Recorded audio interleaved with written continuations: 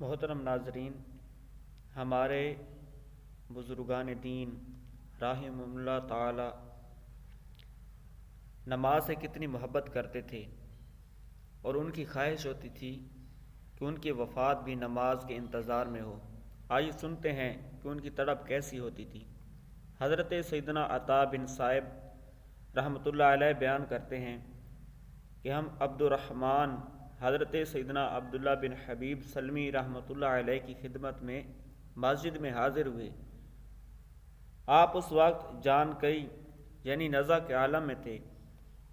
ہم نے عرض کی کہ اگر آپ بستر پر آ جائیں تو بہتر رہے گا، کیونکہ وہ زیادہ نرم اور آرام دہ ہے۔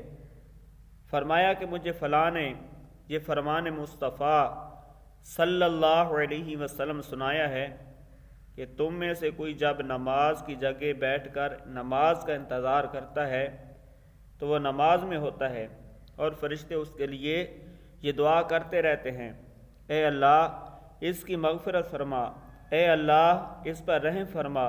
پھر ارشاد فرمایا، میں چاہتا ہوں کہ میری وفات میری مسجد کے اندر ہو، موت آ جائے تیرے ذکر کے دوران مجھے، موت آ جائے تیرے ذکر کے دوران مجھے، دل سے کہتا ہوں میں آمین اے میرے اللہ۔